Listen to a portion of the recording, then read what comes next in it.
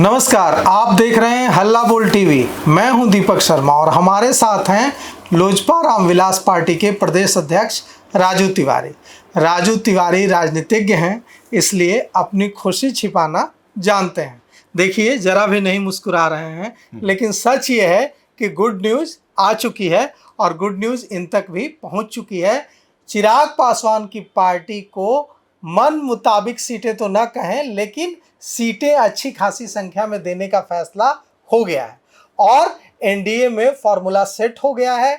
अमित शाह सितंबर के लास्ट में बिहार आ रहे हैं और कहा जा रहा है कि उस दौरान औपचारिक घोषणा भी कर दी जाएगी। कहा जा रहा है कि 30 से ज़्यादा सीटें मिलने वाली हैं लोजपा रामविलास को, और एक राज्यसभा की सीट मिलने जा रही है और एक एमएलसी की सीट मिलने जा रही है। तो आप खुश तो होंगे राजू तिवारी जी? नहीं, देखिए, हम पहले से खुश हैं। अब आप ही लोगों के माध्यम से कभी 20, कभी 25, कभी 30, अभी भी मैं आपको बता दूं स्पष्ट रूप से कि सीटों का अभी हमको उतना जानकारी नहीं है। ये मुझको जानकारी जरूर है कि एनडीए घटक दल के सभी बड़े नेता के बीच वार्ता शुरू है और सबके साथ सम्मानजनक रूप से सीटों का बंटवारा होगा। बस मैं इतना जानता हूं और निश्चित रूप से घटक दल पूरी तरह एकजुट है और पूरे एनडीए के सभी नेता, जैसा कि आप देखे होंगे, जनवरी माह से ही हम लोग सभी पांचों दल हम लोग जिला से लेकर के विधानसभा का भी कार्यक्रम हो रहा है। कैसे पांचों दल का कार्यकर्ता एकजुट रहे और जहां कहीं से भी किसी भी गठबंधन के साथी को सीट मिलती है तो उसको जिताने का काम करेगी। अभी देखिए, आप देखे होंगे बिहार में सब जगह जा रहे होंगे। यहाँ यही है कि अभी सीटों का चूंकि बंटवारा नहीं, तो स्पष्ट है कि एनडीए का जो भी प्रत्याशी आएगा, घटक दल का जो भी प्रत्याशी आएगा, किसी दल का हो, लोजपा रामविलास का हो, भाजपा, जदयू, हम, आरएलएम, तो किसी का भी प्रत्याशी जाएगा तो कार्यकर्ताओं से यही आग्रह किया है, यही हम लोग कार्यकर्ताओं के बीच संदेश देने का, अपने नेता के संदेश देने का काम किए हैं कि एकजुट रहेंगे और एकजुट होकर के एक बड़े मजबूती के साथ विधानसभा एक बड़े मार्जिन के साथ एनडीए के प्रत्याशी को जिताने का काम करेंगे। खबर आ रही है, हमारे सूत्र जो हैं लोजपा रामविलास पार्टी में, आपकी पार्टी में, वो बता रहे हैं कि अब चिराग पासवान चुनाव नहीं लड़ेंगे, अरुण भारती चुनाव लड़ेंगे और अरुण भारती ही चुनाव के बाद डिप्टी सीएम बनेंगे बिहार में। देखिए, आप लोगों का सूत्र क्या है, लोजपा का सूत्र नाम हम बताइएगा तो हम भी उस सूत्र से कुछ ले लिया करेंगे। ऐसी जानकारी नहीं है। अगर ऐसा निर्णय हमारे केंद्रीय नेतृत्व से होता है तो निश्चित रूप से अच्छी बात होगी। अब ये आपका सूत्र बता रहा है, हमको इस बात की विधिवत जानकारी हमारे नेताओं के द्वारा नहीं बताई गई है, इसलिए मैं इस पर कुछ बोलने के लिए अभी उतना कंफर्ट अपने आप को महसूस नहीं कर पा रहा हूँ। लेकिन शीर्ष नेतृत्व के द्वारा जो भी निर्णय लिया जाएगा पार्टी के हित में। अरुण भारती का नेतृत्व तो, अगर वो यहाँ चुनाव लड़ते हैं और यहाँ राज्य की राजनीति में सक्रिय होते हैं, तो उनका नेतृत्व तो बढ़िया नेतृत्व हो। अरे, आज भी सक्रिय हैं।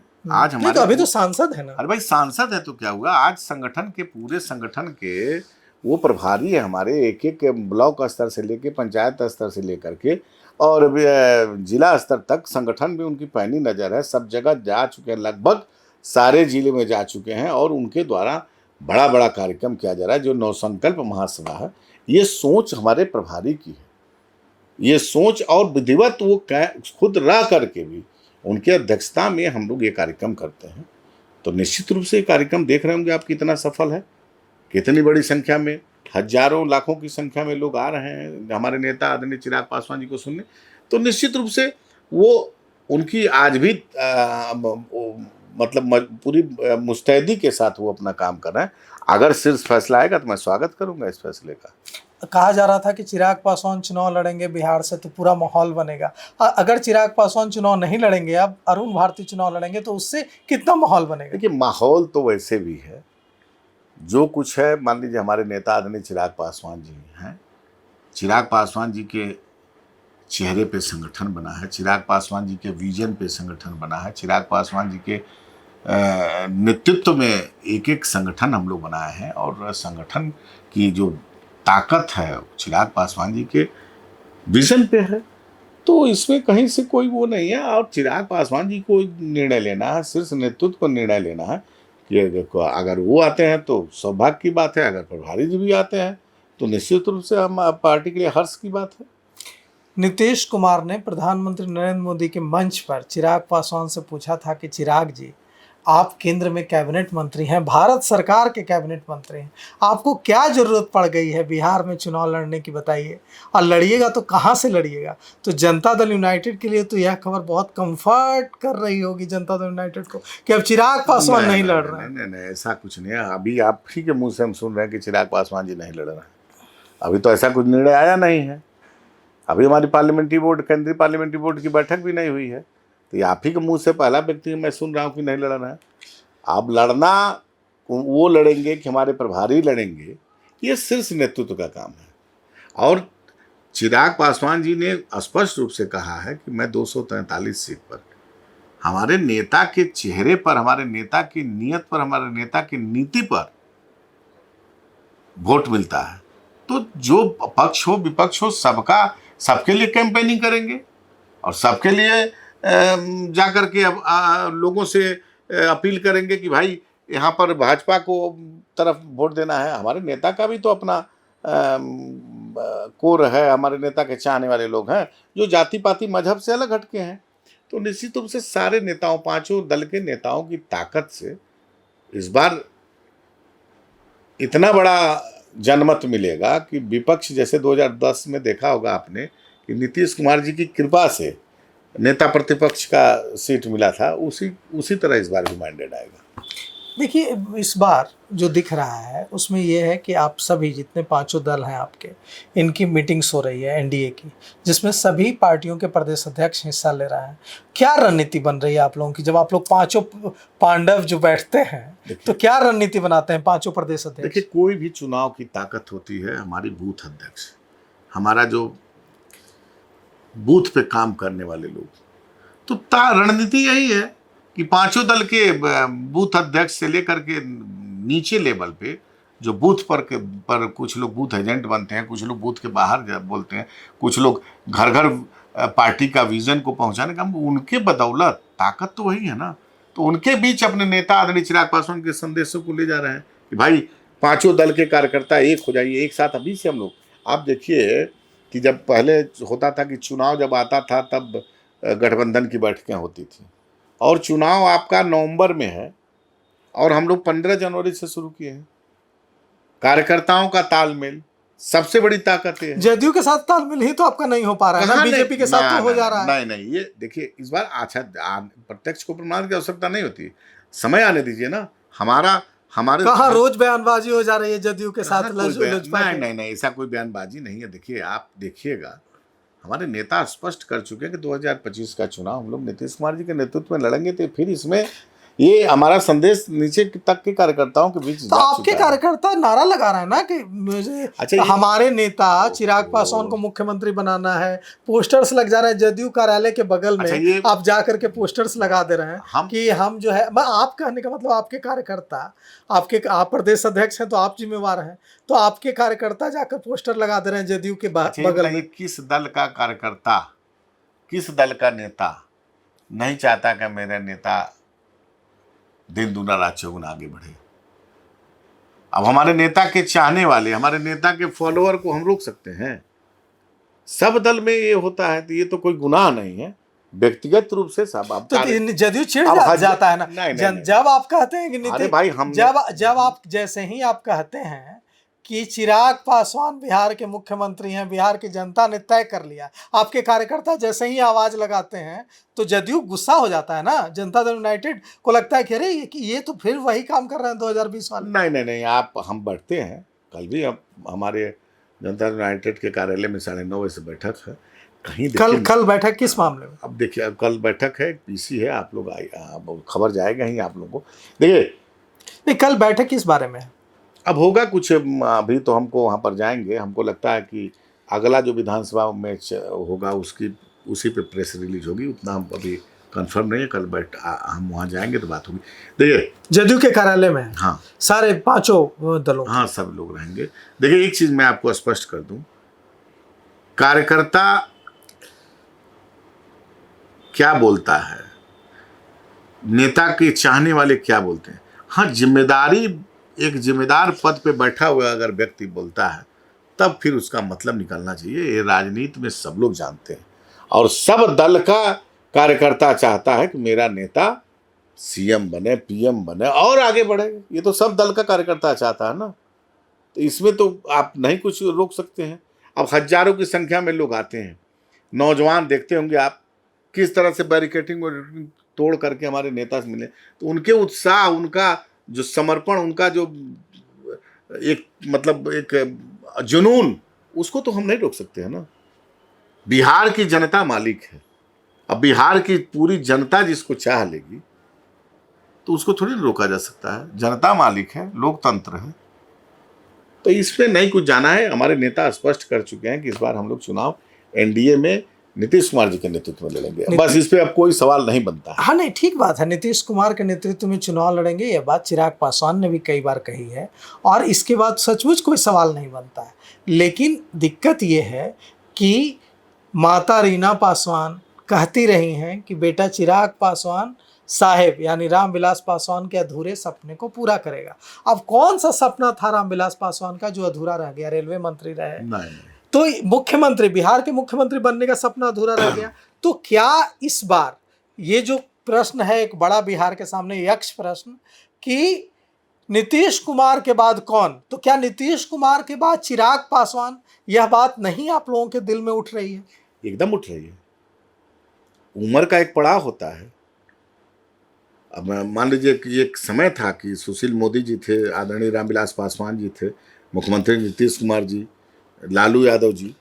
अब आज देखिए नया जनरेशन में सबसे ओजस्वी हमारे नेता हैं, तो ये तो निश्चित रूप से स्पष्ट है, इसमें कहाँ कुछ कहने की बात है। ठीक है, एक पुत्र का धर्म होता है कि अपने पिता के सपनों को पूरा करना।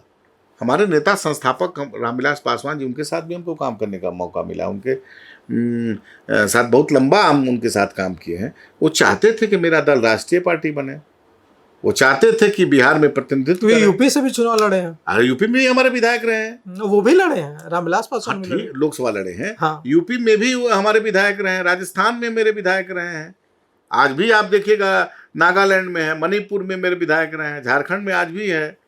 तो निश्चित रूप से हमारे संस्थापक की चाहत थी, और एक पुत्र होने का ये मतलब होना, पुत्र होने का धर्म है कि पिता के सपनों को पूरा करें।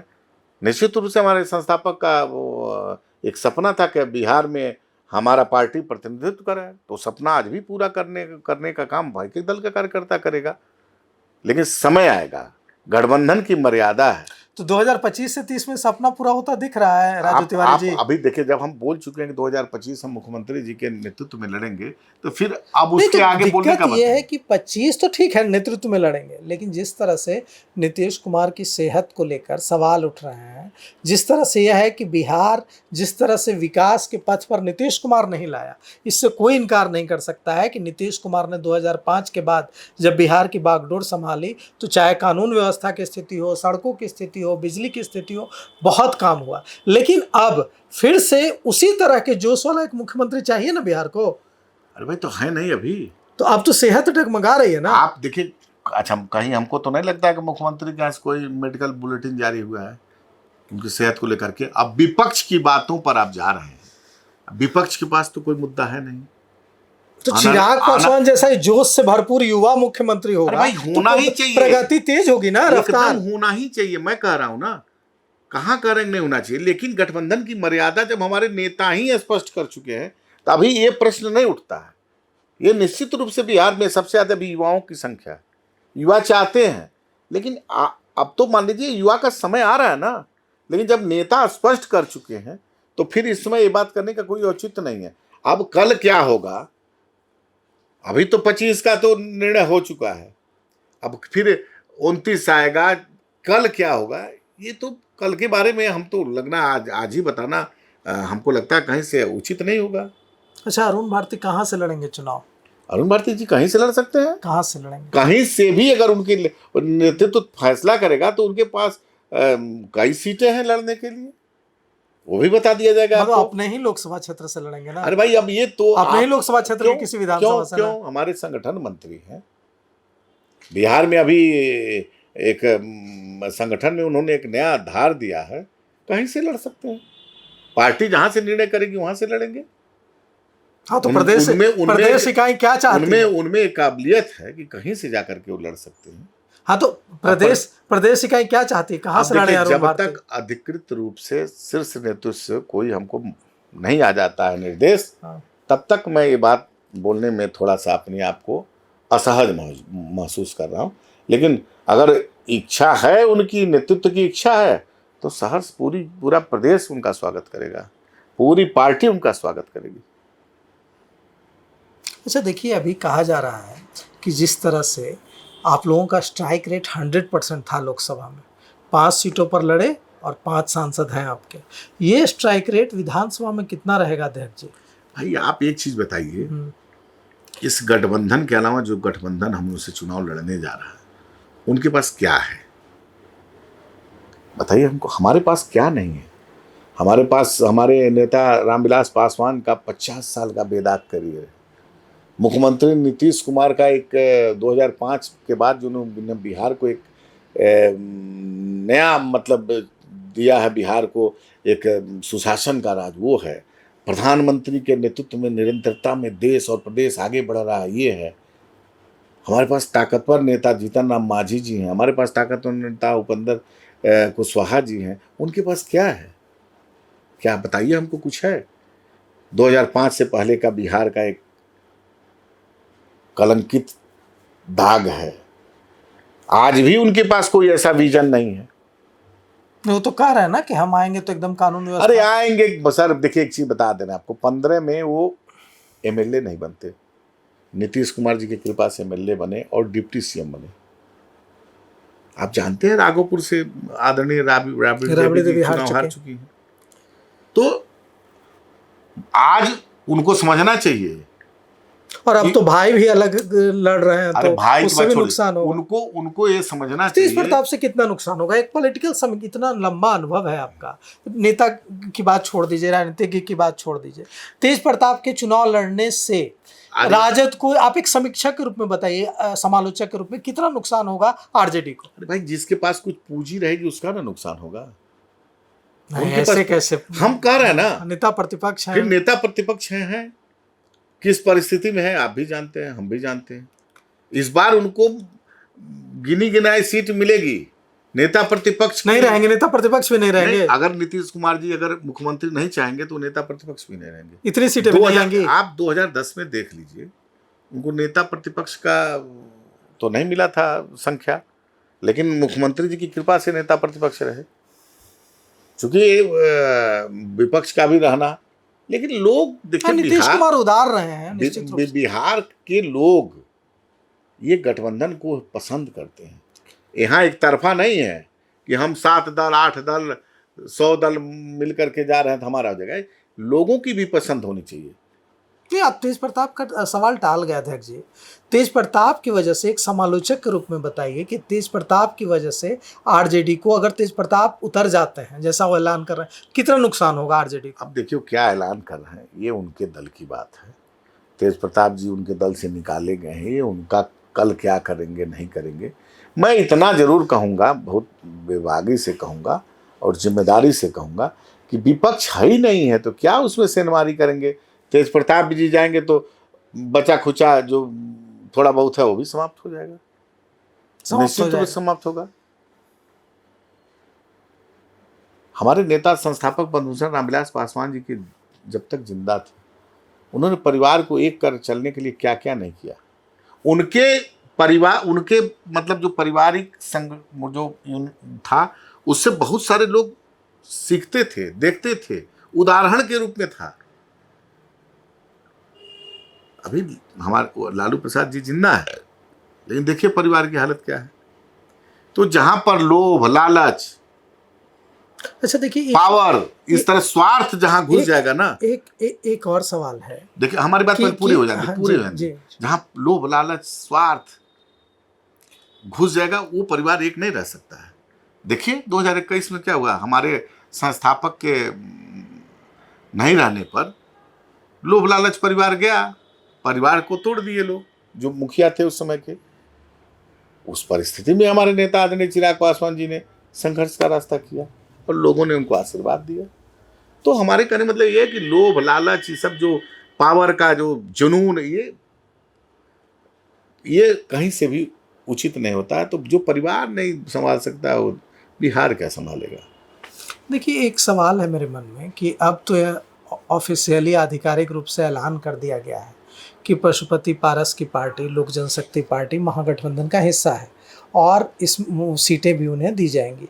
तो इससे कितना लोजपा को नुकसान होगा, लोजपा रामविलास को कितना नुकसान होगा, आपकी पार्टी को कितना नुकसान होगा? एक समय था देखिए कि पशुपति पारस जी जब ज्वाइंट लोक जनशक्ति पार्टी थी तो वो टिकट बांटा करते थे और आज अपने बेटा और भतीजा के टिकट के लिए कितना लंबा संघर्ष करते हुए दिख रहे हैं। तो इसलिए कहा गया है कि परिवार, ताकत, ये सब एक होनी चाहिए। हम तो देख करके मन बड़ा आश्चर्य होता है, दुख भी होता है। इसीलिए बोलते हैं कि साथ में काम किए, दुख भी होता होगा। इसीलिए कहते हैं कि लोभ लालच नहीं टाल रहे हैं आप सवाल को, दुख भी होता है क्या? नहीं, दुख देखिए, दुख की बात क्या है, हमसे बड़े हैं, उन्होंने निर्णय लिया है अलग करने का, तो दुख तो हमको नहीं हो रहा है।